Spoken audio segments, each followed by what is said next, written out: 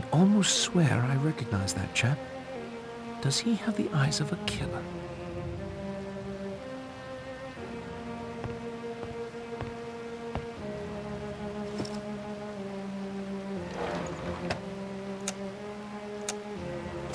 I copied the contents into my notebook.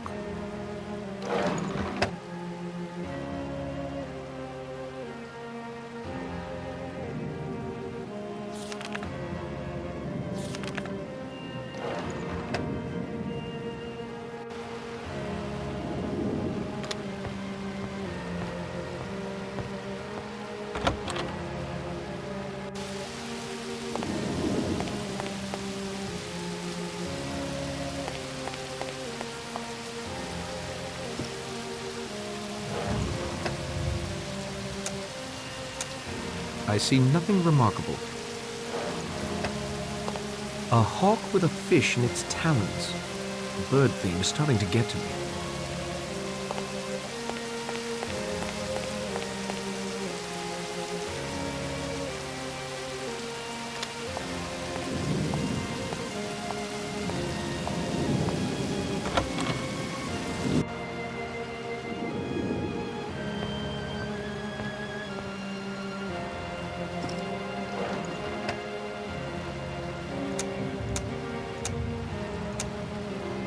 I copied the contents into my notebook.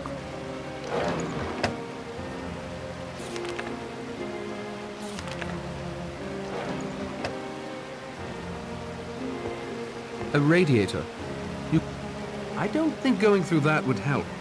Either he's innocent, in which case I'd be grossly invading his privacy, or he's guilty, and surely wouldn't be daft enough to leave any evidence in his luggage.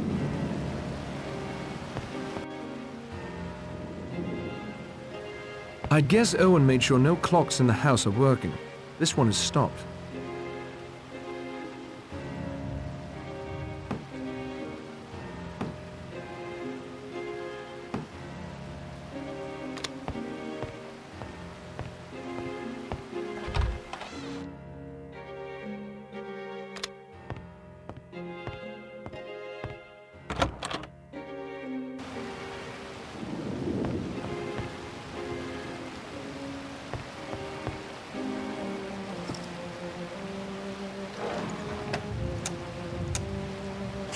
I transcribed the pertinent passages in my notebook.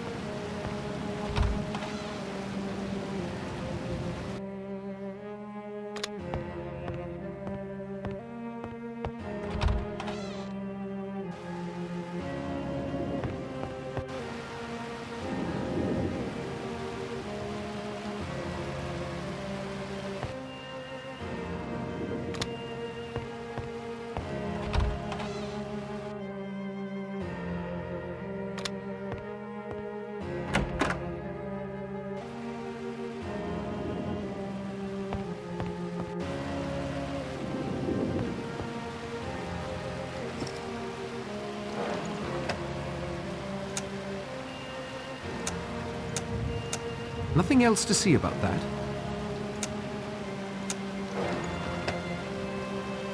It's a marble sculpture of an elephant. I don't think going through that would help. Either he's innocent, in which case I'd be grossly invading his privacy, or he's guilty, and surely wouldn't be daft enough to leave any evidence in his luggage.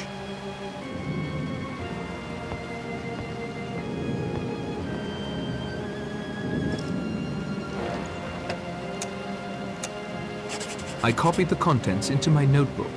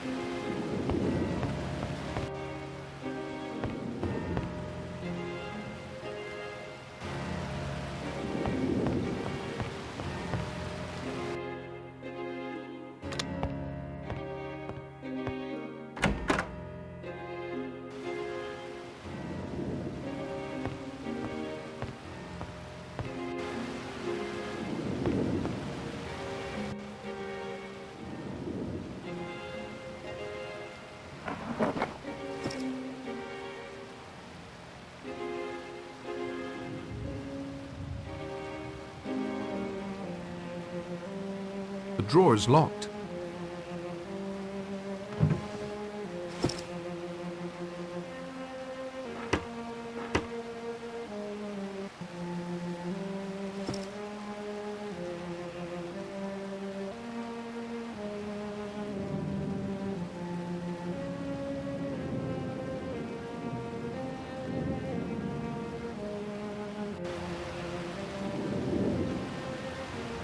A rather beautifully made globe of the world.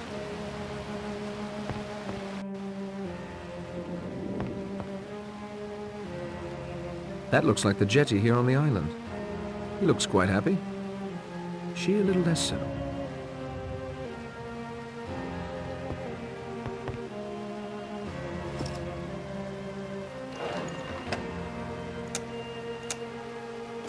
Normally, I would never violate someone's privacy this way. However, given the circumstances, I will examine the entries for clues and transcribe any passages I find pertinent.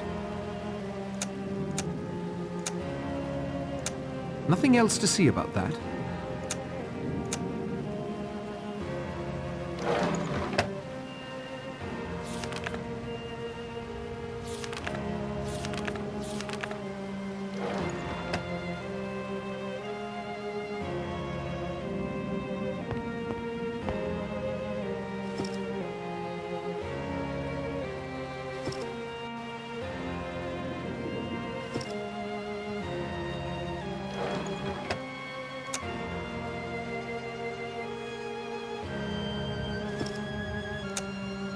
I think I heard a click.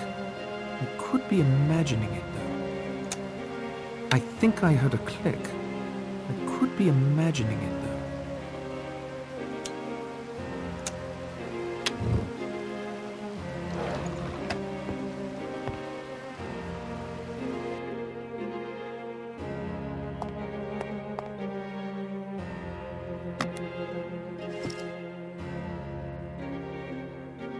This is an odd sort of power cord. It doesn't seem to fit into a regular socket.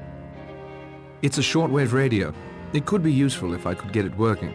It seems to be missing quite a few parts. Rule Britannia, Britannia rule the waves. Britons never will be slaves. Oh, makes the eyes water a bit.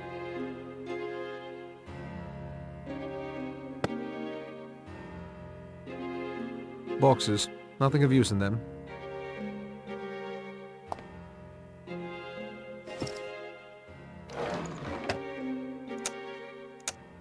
This could use a closer look.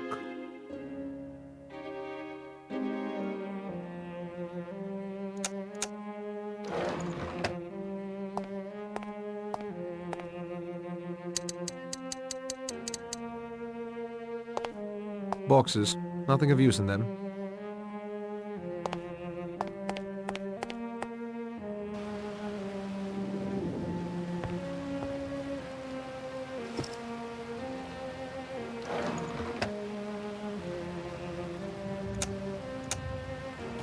I transcribed the pertinent passages in my notebook.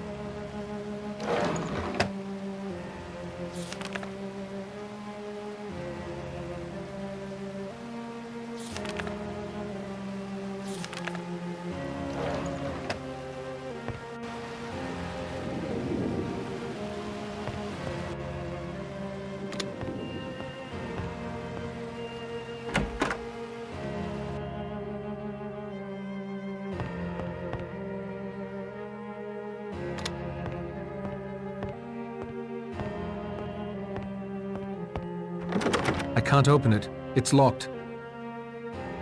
Interesting ashtray. Birds everywhere.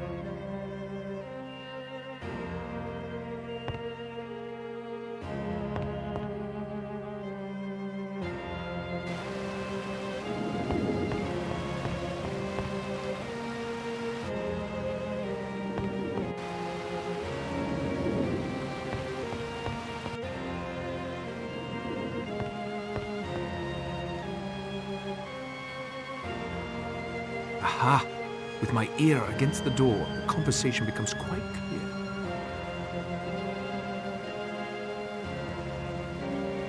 Did anyone else see the poem over the fireplace? 10 little sailor boys? Yes, I saw it. And here before us as the centerpiece of our table are the 10 little sailor boys themselves, all looking correct and polished. I like a neat and tidy house, Your Honor. Robson, the man who built this house, was a sailor. Perhaps Mr. Owen inherited them from him. Another question for Mr. Owen. As I remember, the rhyme was about soldier boys. Highly inappropriate, as I recall. There are many variations. You seem to know quite a bit about it, Miss Claythorne. I was a governess before seeking secretarial work. Governesses spend a lot of time with nursery rhymes. All gratuitously gruesome, if you ask me. So much violence in the world today. Sometimes violence is necessary, Miss Brent. There speaks a soldier for you. A realist, Miss Brent, not a dreamer. If action needs to be taken, I, for one, am fully prepared to take it. How does the famous rhyme go, Miss Claythorne? Must we harp on this topic at dinner? Miss Brent may be right, Mr. Marston. The rhyme is a bit gruesome. It's there over the fireplace in the parlor if you care to have a look later. If you think so. Excellent meal, Rogers. My compliments to both you and your good woman. You've done your employers proud. Thank you, sir, ladies and gentlemen. Most gratifying, I'm sure. After dinner drinks will be served in the front parlor.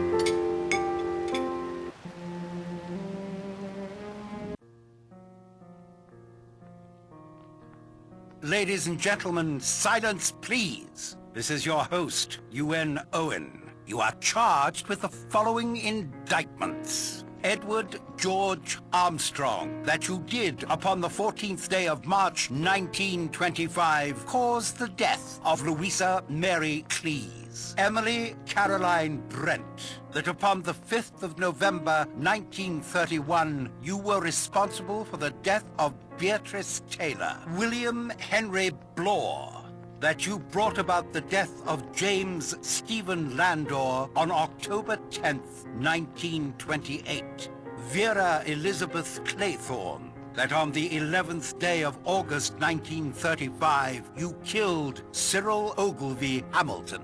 Philip Lombard, that upon a date in February 1932, you were guilty of the death of 21 men, members of an East African tribe. John Gordon Mackenzie, that on the 4th of January 1917, you deliberately sent your wife's lover, Arthur Richmond, to his death. Anthony James Marston, that upon the 14th day of November last, you were guilty of the murder of John and Lucy Combs. Thomas Rogers and Ethel Rogers, that on the 6th of May 1929, you brought about the death of Jennifer Brady. Lawrence John Wargrave, that upon the 10th day of June 1934, you were guilty of the murder of Edward Seaton.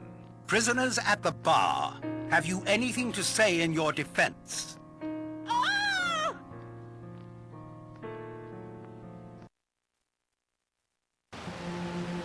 Doctor, I only fainted, Rogers. I'm sure she'll be fine. Narracott, will you get my bag from my room? Yes, of course. Stout fellow. Marston, in a moment I'll want help to get her to her room. Of course. Behind the kitchen, is it, Rogers? Yes, sir. Thank you, sir. You can use that door.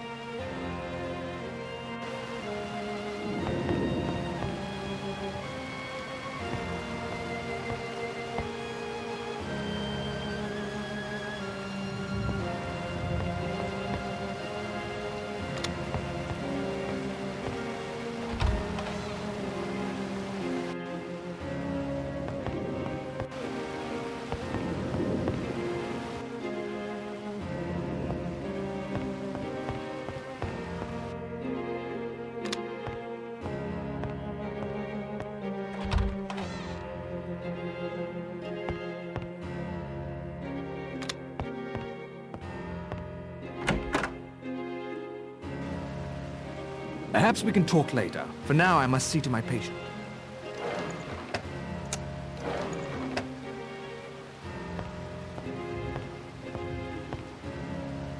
Thank you, Mr. Narracott. I am in your debt. Perhaps we can talk later. For now, I must see to my patient. Perhaps we can talk later.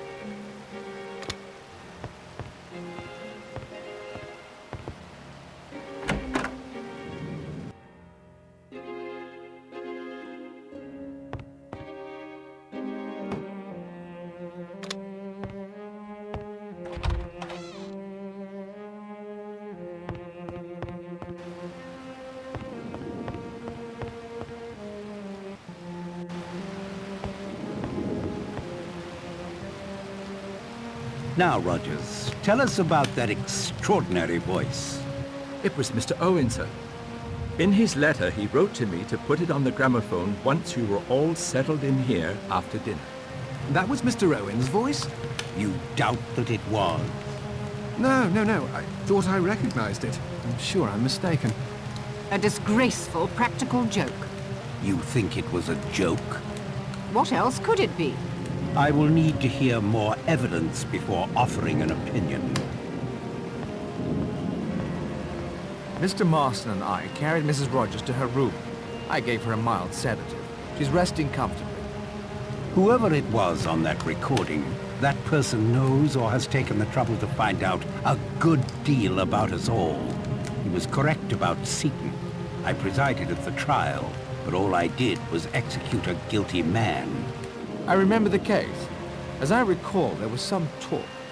Happily, guilt and innocence are decided by those of us qualified to make a judgment, not by gossip. Of course, there is one omission in that recording. Mr. Narracott, of course. Although to hear Mr. Blore tell it, he might have earned a place on that list had Mr. Owen been so inclined.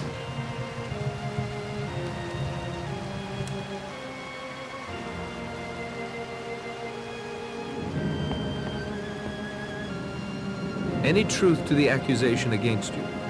It's a matter of interpretation, you understand. But I'd have to say, yes. Will you tell me how it happened? Elderly. Poor devil. I'd been up all night with an emergency case. My nerves were shot, hands shaking. But I had to operate. I had to try and save her. I had a pick-me-up or two to steady myself, but I bungled it. It wasn't the drink, I swear. It was an accident. Could have happened to anyone in my profession. What brought you here to Shipwreck Island? Owen sent me a note, asking me to have a look at his wife, who's been suffering from arthritis and muscle spasms. What was the gossip concerning the Seton case? I'm not one to spread gossip to just anyone about a man as distinguished as Justice Wargrave. If I was certain about it, perhaps. But I'm not. Good evening, Doctor.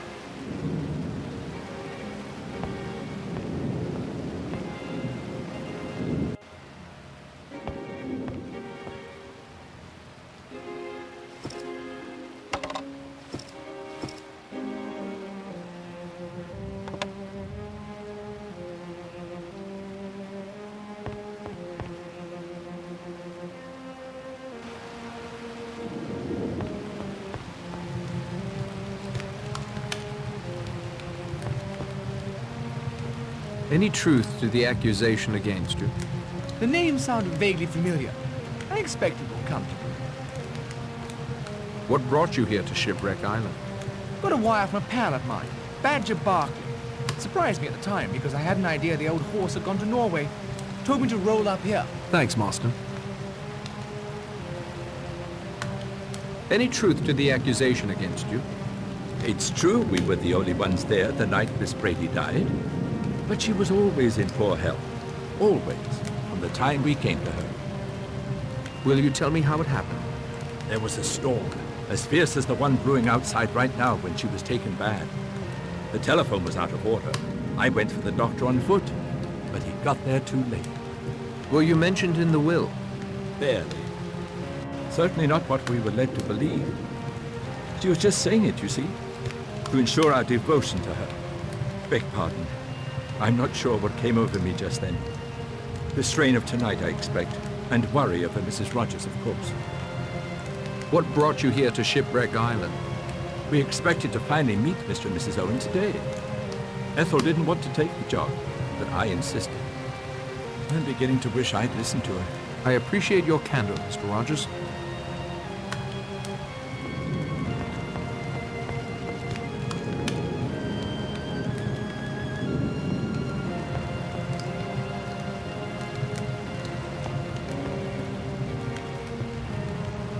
Any truth to the accusation against you? I have always acted in accordance with the dictates of my conscience. I have nothing with which to reproach myself. Will you tell me how it happened? It was some time before I found out she was what they call in trouble. Her parents were decent folk, too. I'm glad to say they did not condone her behavior when I told them of it. What happened to Beatrice? Naturally, I did not keep her an hour under my roof. No one shall ever say that Emily Brent condoned immorality. How did she die? Not content with having one sin on her conscience, she committed a still graver sin. She took her own life, threw herself in the river. If she had behaved like a decent young woman, she'd be alive today. You have no regrets? She made an excellent breakfast. I missed that. Fresh juice every day. What brought you here to Shipwreck Island? I received a letter with a signature that was not very easy to read. It purported to be from a woman I'd met at a certain summer resort 2 or 3 years ago. I am quite certain I have never met or become friendly with anyone of the name of Owen. I overheard you mention St. Trednick to Miss Claythorne. I was staying at a seaside hotel near St. Trednick this same week of August 4 years ago. That boy Cyril Hamilton drowned near there. It was the talk of the town. His half-brother was much older. Hugo, I think his name was. Cyril was a vile child, by all accounts, but first in line for the family title and estates. When he died, it all went to Hugo. He was just about Miss Claythorne's age. There was talk of something between them. You're suggesting Vera let the boy drown so the man she loved could inherit? That would be idle gossip. I don't indulge in idle gossip. I've only told you the facts of the case as I remember them. That is all, Miss Brent. Any truth to the accusation against you? Look, Narracott, if that's what you want to call yourself. The rules have changed. Can't you see that? The past is past. It's the present we should be worrying about. Something is not right here. Will you tell me how it happened? All right. Perhaps I was doing the odd favor for the Purcells. But if your brother was framed, I had nothing to do with it. Yes, they paid me to perjure myself about Landor. Thanks to them, I was able to put enough away to set up my own detective agency. Nothing fancy. But I've been straight ever since, I swear. Landor died. He got penal servitude for life and died in Dartmoor a year later. Not my fault he was such a delicate man. What brought you here to Shipwreck Island? I run a little detective agency in Plymouth these days. I'm on a job. To protect Mrs. Owen's jewels, the letter said. Mrs. Owen, my foot. I don't believe there's any such person. That is all for now, Mr. Bloor.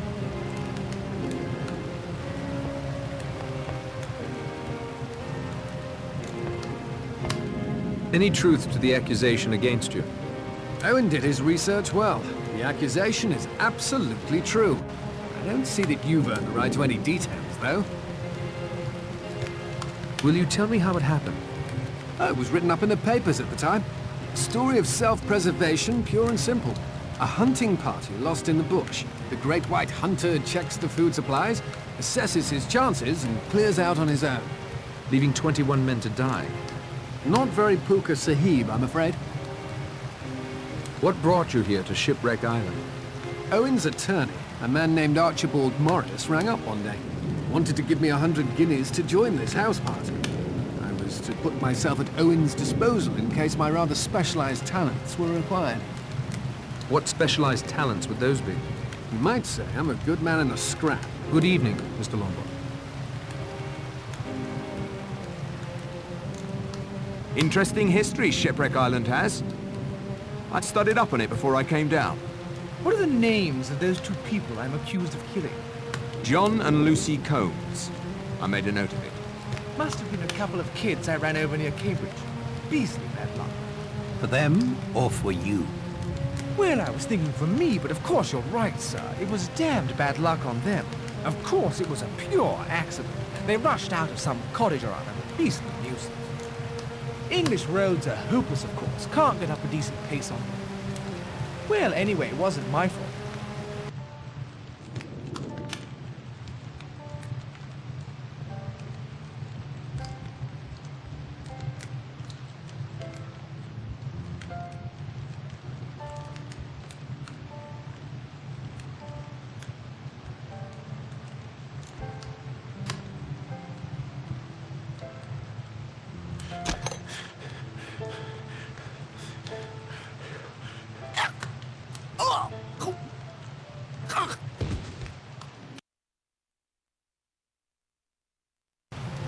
This man is dead.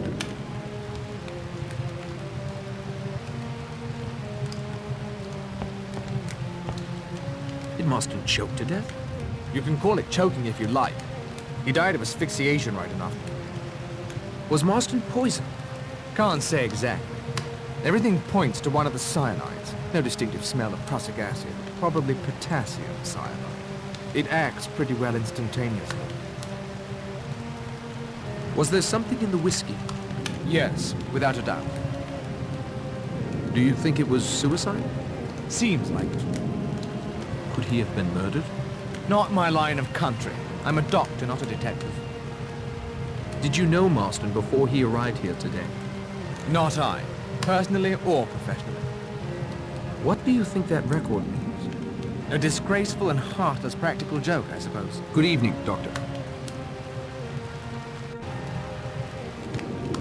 Do you think it was suicide? You conduct yourself well, Mr. Narracott, if you don't mind my saying so. Mr. Blore has told us that you are not what you appear, yet you told him you were not a detective. No, sir. But I've read many detective novels. I even had one of those junior detective kits when I was a boy. Magnifying glass, fingerprint powder. Junior detective kit. Wonderful. Ah, an amateur sleuth, then. You appear to have something of a gift for it. About the suicide, Judge. I'm not yet prepared to offer an opinion. Did you know Marston before he arrived here today? I knew his father, the Duke, and his elder brother. Like so many younger sons of his class, Anthony Marsden was a bit of a wastrel, as you will have gathered. There were other rumors of late, of his dabbling in politics, but this is not the proper forum for that discussion. What do you think that record means? May I answer that in a moment after asking a question of my own? Of course. Does anyone know Mr. Owen's full name? My letter was signed only U.N. Owen. Yes, U.N. Owen. Or, by a slight stretch of fancy, unknown. I'll now answer your question, Mr. Narracott. The name, the recording, the circumstances under which all but you were lured to this island. I have no doubt in my mind that we have been invited here by a madman, very possibly a dangerous, homicidal lunatic. Why did you retire, Judge? I know there was talk about my competence, even my ego running wild, but the truth of it is very simple. My health. A lifetime sentencing my fellow man, and now a higher power has passed judgment on me. I am grateful for your assistance, Judge Wargrave.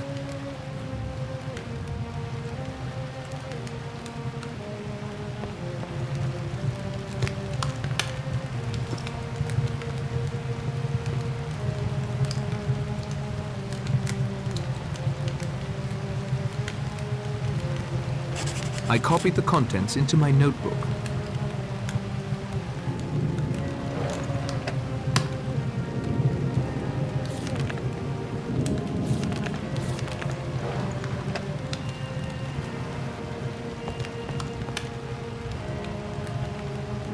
Do you think Marston committed suicide? Yes.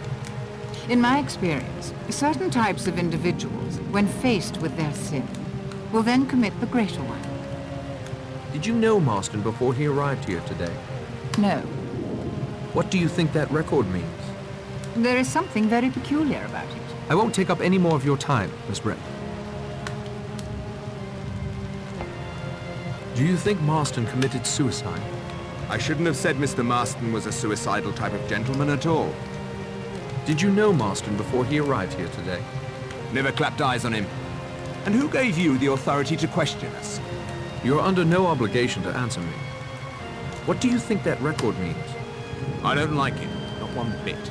Very queer, the whole situation. That'll do, Mr. Bloor.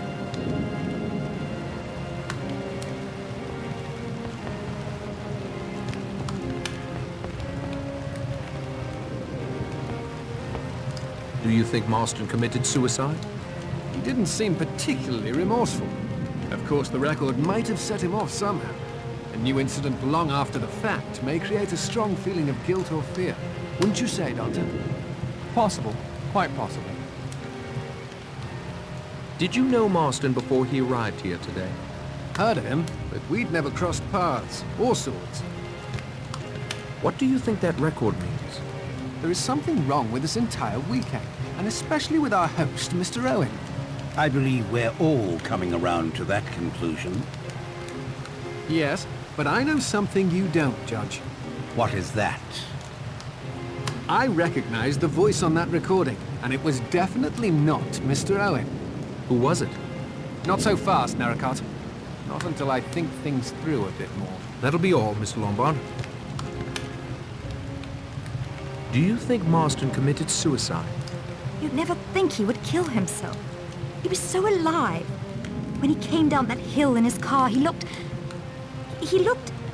Oh, I can't explain.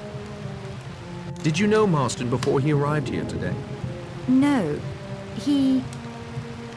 I'm sure I would have remembered. Steady, Miss Claythorne. Lad had his faults, you know. What do you think that record means? It was unfair, what it said. Very unfair. You seem to be a remarkably perceptive girl, Miss Claythorne. Why, thank you, Mr. Narracott. Is there anything you can tell me about our fellow castaways? Castaways? You make it sound so... Romantic? I was going to say dramatic. Let me see. No one has confided any secrets to me, I'm afraid. Oh, except one. That is... I really don't know you well enough to answer you. A good evening to you, Miss Claythorne. Stay safe.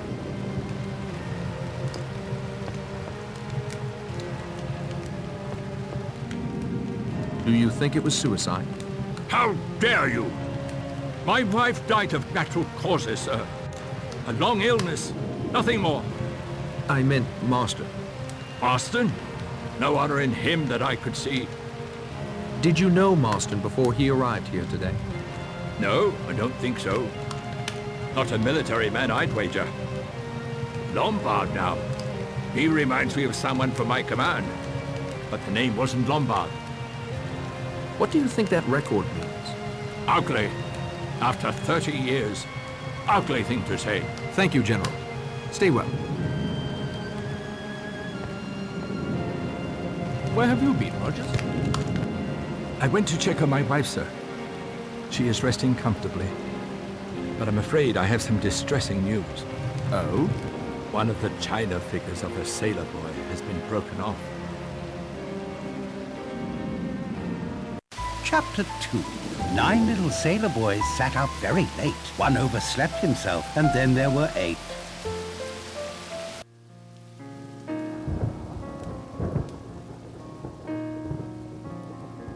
Filthy night. I tried to go out to get some more wood for the fire, but the wind drove me back. A storm like that will keep us all indoors. My apologies for the accommodations, Mr. Narracott, but all the beds are taken. Makes one wonder where the Owens were planning to sleep, doesn't it? A good servant follows instructions, sir. He does not question his employer, unless you'd like to share the deceased's room with the corpse. This will do fine. Thank you, Rogers. I'll wish you a good night then, sir.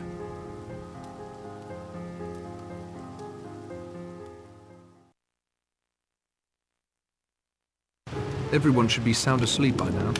Good time for a little stealth work.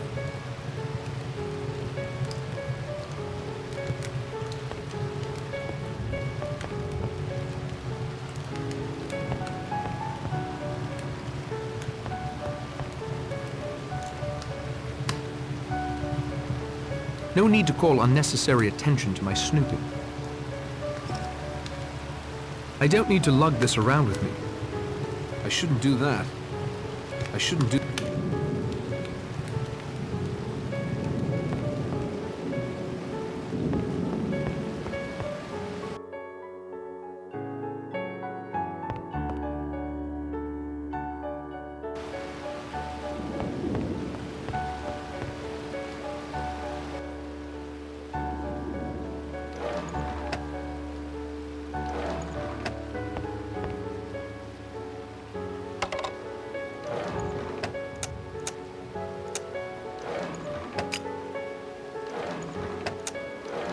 That isn't going to help.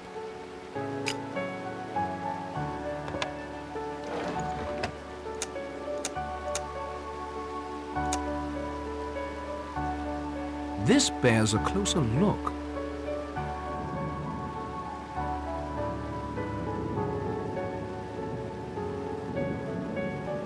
I wonder what's recorded on this side.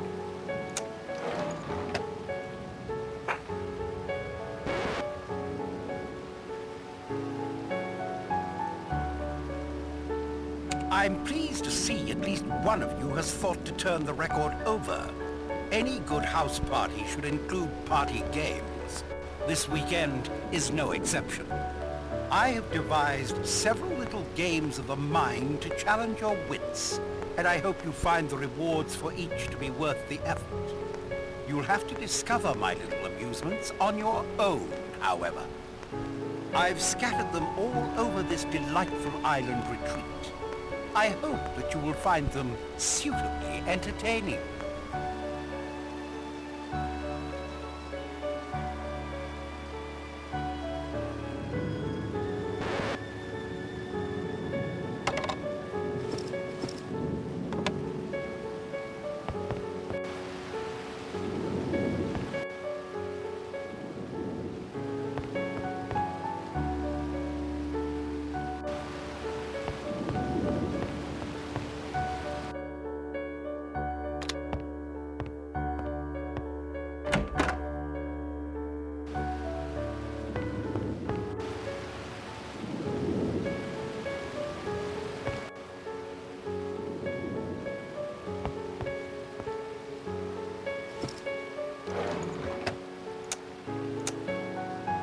Property of Teresa Robson.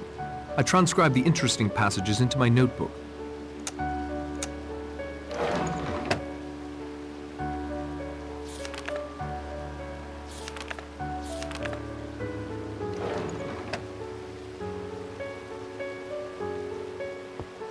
It's a book holder. Seems like a long time since it's been used.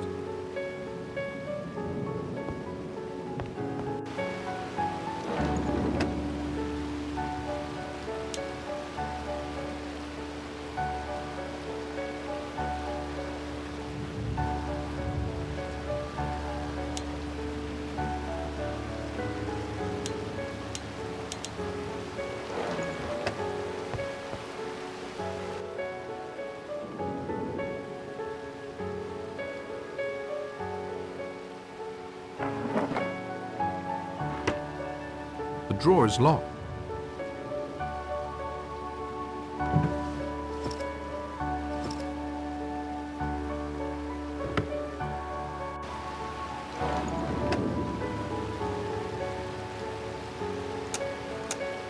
Let me examine this further.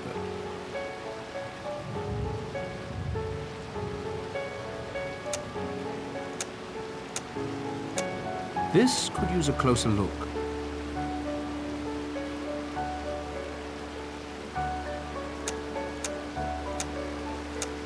Let me examine this further.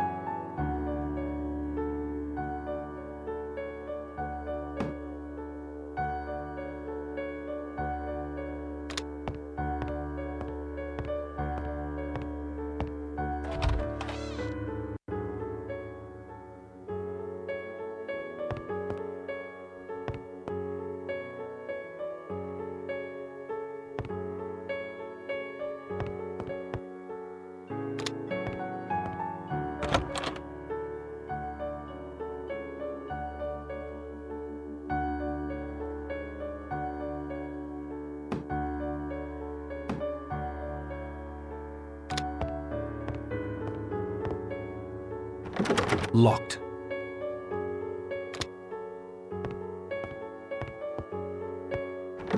It's tightly locked.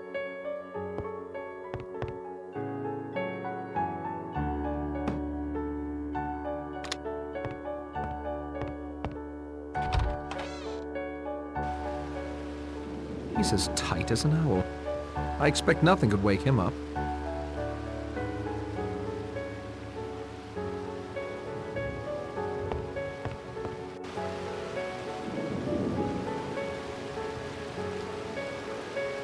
He's as tight as an owl. I expect nothing could wake him up.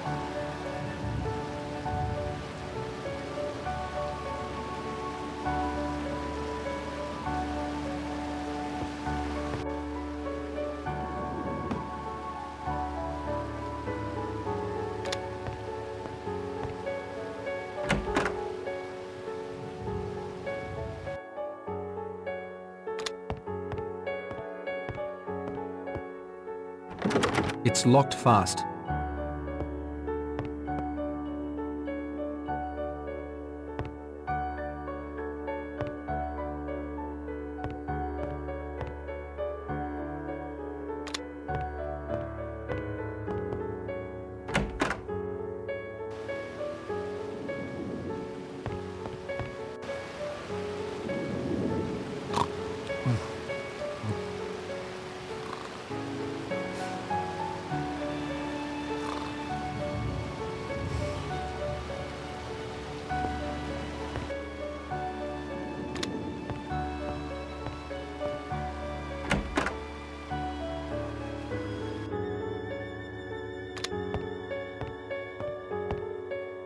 Locked.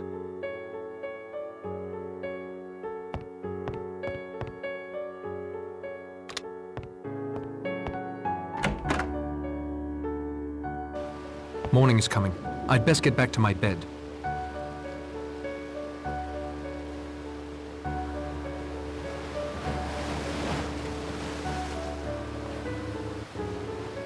Well, I didn't get much rest, but at least I have something to show for it. I'd best see if everyone has come down for breakfast.